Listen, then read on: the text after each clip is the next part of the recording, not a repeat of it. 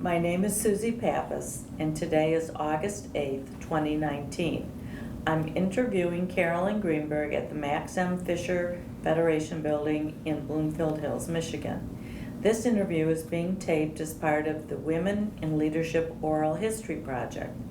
Do you give permission to the Leonard and Simons Jewish Community Archives to publish, duplicate, or otherwise use this recording for educational purposes or for use as deemed appropriate by the archives? Yes.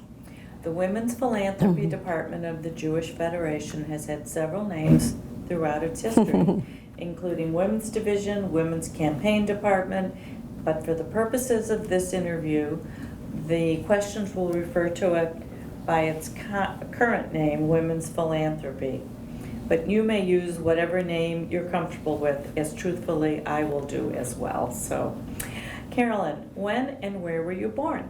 In Detroit, Michigan, in 1930, in Women's Hospital. And what neighborhood did you grow up in? I lived on Webb in Detroit.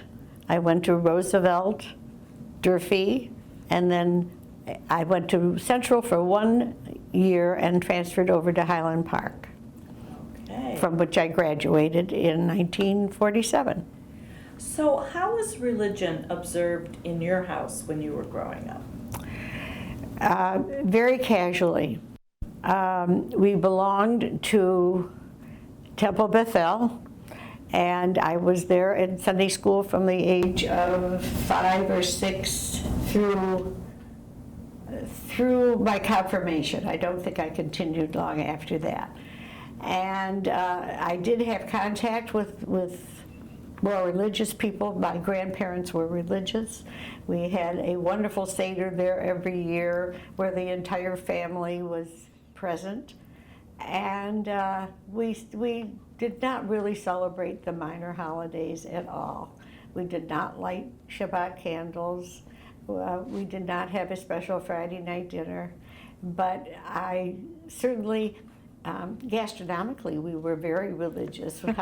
I loved the food, the matzo ball soup and the gefilte fish that was delivered to my mother's house every Friday. Her sister made it and brought it over to us every Friday. So we were culinary Jews. But I also lived in a family that was very political and very active in what was going on and felt a very strong identity. And during World War II, at my dinner table, that was all there was discussed. Every night, my parents were in agony over what was happening in Europe and knew about it and were very verbal about it. I find that many of my co-age people did not have that experience. It wasn't discussed in their home, and they didn't really know about what was happening. But that was not true in my family. So that I felt a very strong identification with the Jewish people. I was very upset about what was happening in Europe and the tragedy that happened there. And I felt a very strong need to help my people. Do you have brothers and sisters? No, I'm an only child. Interesting. And tell me about who are your parents and what did your father do? My father was Nathan Kaplan. He was an attorney, and then in later years he went into the manufacturing business, left the law practice, and became a manufacturer it was the beginning of the buildup for our being in World War II, and he had a factory that was making armaments. And did your mother work out of the home? My mother was a teacher. My mother became the vice principal of White Elementary School. They both graduated from the University of Michigan, and my father graduated from Chicago Law School. So your mother worked while you were young, or had she retired? She had really retired by the time I was born. She taught for about 6 years. So when you were in high school, were you involved in any kind of youth groups or philanthropy groups? when you were in high school? No, I belonged to a high school sorority, Mm-hmm. and I was active at Temple Bethel in their youth group. And beyond that, I don't think I was when I was in high school. Okay. So you talked about how at your dinner table there was a lot of discussion about what was going on during the war and the persecution of the Jews. And that was something that your family talked about, but not that you remember other people did. But was there something that your parents tried to do about it, or there wasn't really anything that could be done? Well,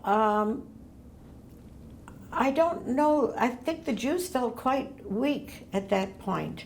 There was no organized Jewish community that stood up and said, you know, this has got to stop or whatever. Interesting. We were frightened. Father Coughlin was on the corner of 12 Mile and Woodward. And I can remember driving by that church and shaking. The German Bund was very active in Detroit. We felt very threatened. So when you were little or littler and you went to Temple Bethel, did you celebrate Hanukkah and those holidays? Because you said you didn't celebrate like Shabbat, but did you celebrate?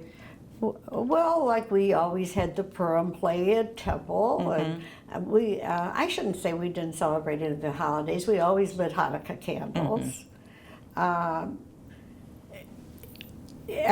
did it through the temple, really. Right. They celebrated the holidays, and I was aware of them always at the time. But you asked about in the home, and in the home, we really did not do very much. So when did you first become aware of Federation?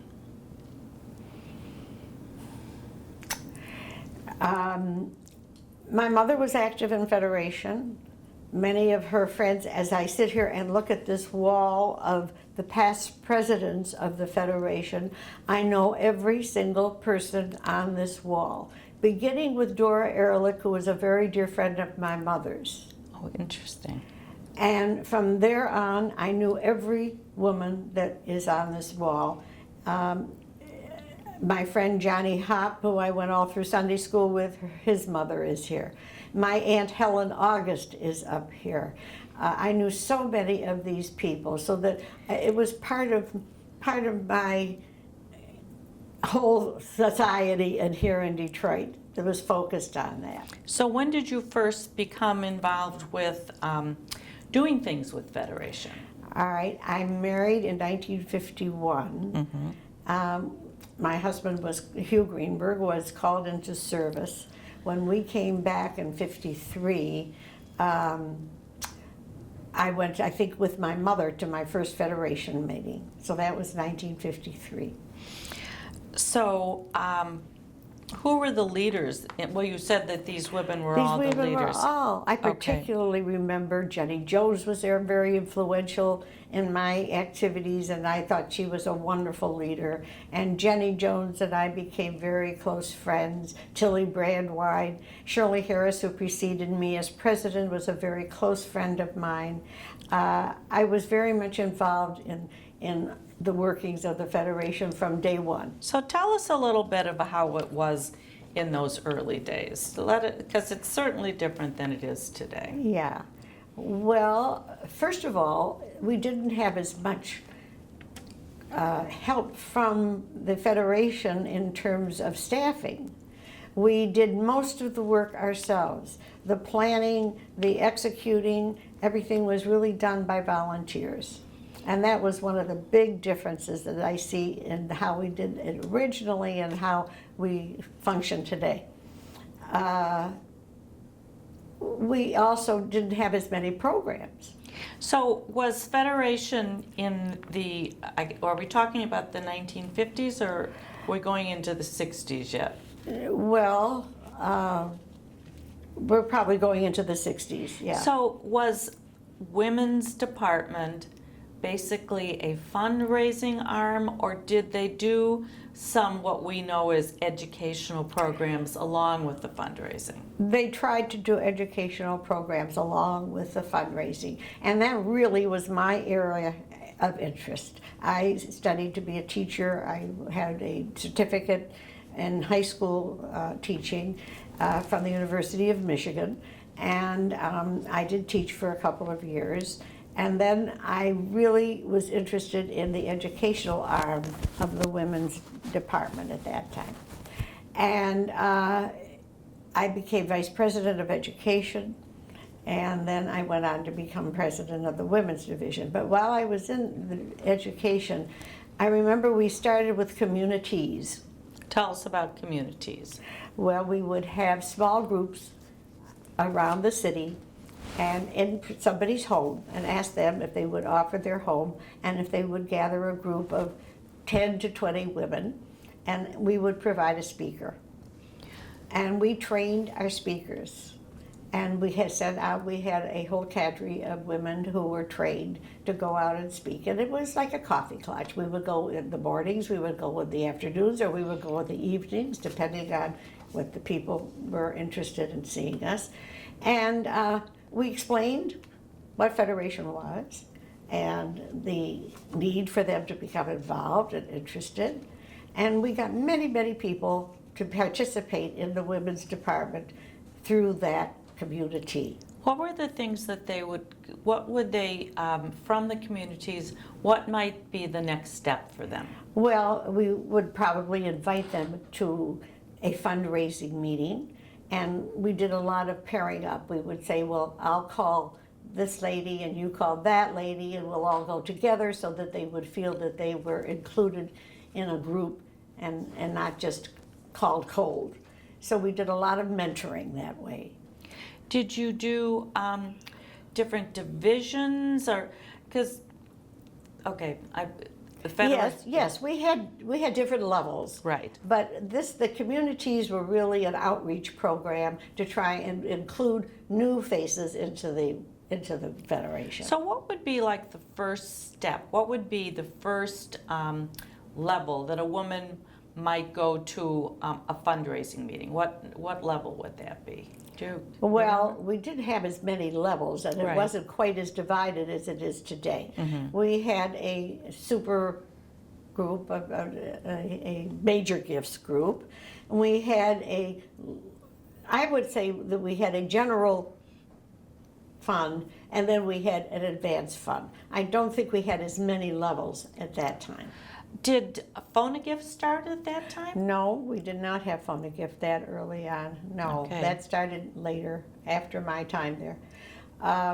We used to have a program where we met at the state fairgrounds, and we would have Super Sunday, and we would have everyone come to gather at, I don't know, I think it was like 10:30, 11 o'clock at the fairgrounds.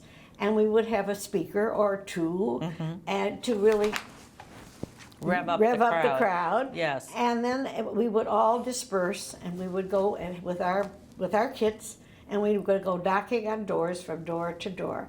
And it was easy to do because most everybody lived in the same area, and our houses were next door to each other, so that it was really quite easy for us to go out and cover quite a number of homes. And the people were ready for us, waiting for us. They knew that was Super Sunday and that they were going to get a knock on their door, and that was their day to contribute. It sounds like it was kind of a fun thing, that It was a everybody fun thing. enjoyed doing it together. And we enjoyed the planning of it, and we had to call all the workers in and train the workers and have speakers planned for the day. So a lot of effort went into the production of the day. Would you say that was men and women, or was this only women's this department? was the women's department. Oh, women's department. Women's department. Super Sunday. Yes. Interesting. Okay, and you've said that you were involved with the education side. Does this mean that you went from that to president, or were you ever campaign chair? I was never campaign chairman. And that's unusual, isn't it? Well, I think there have been 3 of us who But were. why did that happen that time? if you remember. Why did it happen? Well, I was a vice president, and the woman who was vice president of fundraising chose not to be president. Okay. And so I was asked to be president. So, do you feel that you were at any kind of disadvantage or advantage because you didn't have that step? Well, that's an interesting question. I don't think I ever thought about it. I just jumped into the program and did what I felt I had to do as president. You were my first president, so you did a good job. You got me there. Okay, so now let me tell you what I did as vice president of education. Okay. Because I really think that that is where I made the most significant contribution to the women's department. Okay. After the communities, we decided to develop the leadership training program. It had been started, I think, before me on a very small basis, but we really revved that up. And at one point, I think we had over 100 women participating in 1 year. And we had a whole graduation ceremony. I mean, it was really extensive. Tell us what that was. What was the leadership training program was excellent. We would take them to each of our various areas of interest, like the center, like the Camp Tamarack. You would take them to the different agencies. We would take them to the agencies. The agency director would be there, and they would tell us all about what was happening in the community and how it functioned and what our role was, so that when these women would go out and speak or be part of a speakers bureau or whatever, they had knowledge. Right. And also we felt very strongly that, and I think I'm quoting Jenny Jones's words. She is the one who first said, if you educate a woman, you educate the family. It's true. And I had never forgot that. And I felt it was so important for us to have these women educated, to really know about what was going on in the community, be aware of it, be able to talk about it. And it worked. Well, I'm going to tell you that in 1977, I took leadership, and the very last program, the president of the women's department came and spoke to us, and I remember that you spoke to me in 1977, and that was my very beginning of being involved. So that's while I was president. Yes. So that was a very important program, and and it worked well for many years. It was a real starting point for women to become involved in women's department. And I want to tell you, it served another function. You know, this was the time of women's liberation. It was just coming to the fore, and there was some conversation about what should we do as part of women's liberation. And part of leadership training became that we gave these women skills that they then used in the general public for other organizations, for jobs. Absolutely. And I think it had a real impact on their feeling of self-worth and of their abilities and how they can use their knowledge to better use. Absolutely. And I think that we developed good leadership. I agree. So I know your husband Hugh was involved in Federation. Tell us the things that he did and that you may have done together. Well, he was president of the Jewish Community Center, and of course we both were involved in that for many, many years. He stayed with it long after he was president of the center. He stayed in as a friend and consultant with the very close to the directors always, with Mort Plotnick in particular. And he also, he did so much in the community. He was the first chairman of the Maccabees games here. He was on the board of a vocational service. I too was on the board of other agencies. I was on the Sinai board, and I was also on the Jewish Family Service board. I served as vice president at the Family Service Board, and And I was also on the board, I was the first woman trustee of the board of Sinai. What did your family think of your involvement in women's philanthropy or women's department? You mean my children? Yes. I think they were very proud of me. I really do. I think they've been very supportive. I don't think I ever was accused of not putting a dinner on the table because I was too involved. And my children have followed in my footsteps because they have become very involved. I have one son who now works for the Federation, and I have another son who was chairman of the Gleaners organization for many years. He's still on the board there.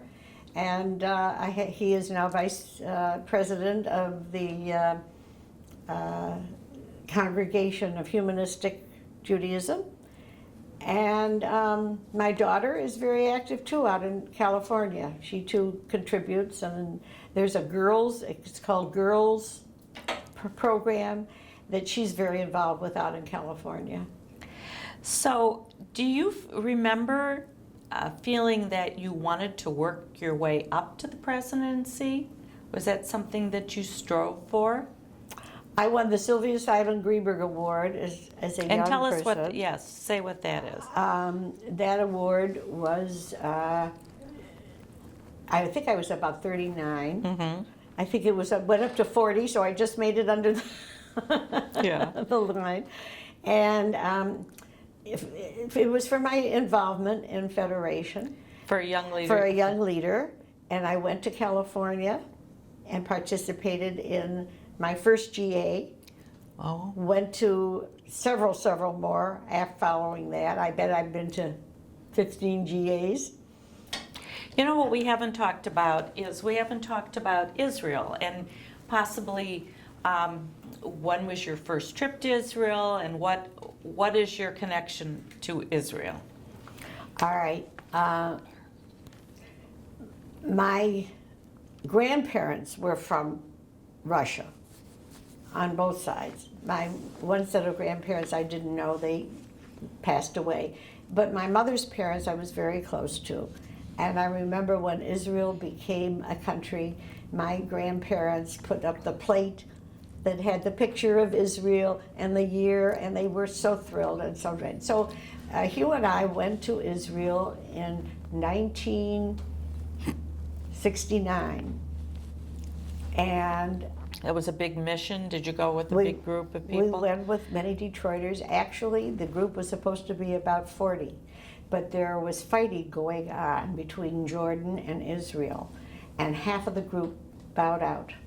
So there was just a small group of 20 some odd of us, and we became very bonded, that group. We went to Israel. I remember my daughter just returned from Israel this past week, and I have a picture of her in the Dead Sea. She's floating in the Dead Sea. And I reminded her, I said, oh my goodness, I remember the day when we were driving down to the Dead Sea. We were within a mile of the Dead Sea, and they turned our bus around because there was fighting going on between Jordan and Israel. They were shooting each other. And it was a scary moment, and I'll never forget it. No. Right. And that was in 1969? Yes, I have been back to Israel about 9 times. The last time was about 6 years ago, before my husband passed away. But I went with Danny, who works at the Federation, and his wife Ilana, and on mission. And we went to Poland and to Israel. So I have been there through it sounds many visits. Like the idea of a state of Israel was probably something that was discussed at your dinner table during those very scary times. My parents were strong Zionists. They were strong Zionists. And one of the things that we had a problem with at Temple Bethel was the fact that they were not strong Zionists. I remember going to Israel on one trip and bringing back an Israeli flag, because I had noticed that in Temple Bethel, they did not have an Israeli flag displayed. And I thought, well, that's terrible. They should have a flag. So we were in Israel, and we brought over a flag and presented it to the temple. And they said, well, we'll display it when we have an Israeli dignitary, but we won't put it up permanently. And I was livid. And I got together with some other people, and I went to the board, and I argued with them, and I got them to put up the flag. Well, that's appropriate, very appropriate. So, what are some of the skills that you think make a good leader? Well, I think you have to be a people person. I think you have to like people. You have to be able to work with people. You have to be positive. I think you have to be generous in your praise. I think you have to know what you're doing. You have to have the facts at hand. And you have to be efficient. And do you remember some of the staff members that you worked with, and what was your relationship with them? Well, Lois Brown and I worked closely together. She was the staff person for the women's department when I was president. Mm-hmm. And we had been social friends prior to that, so our relationship was very easy. And you said that in those days there weren't a lot of assistants. You had No. like one exec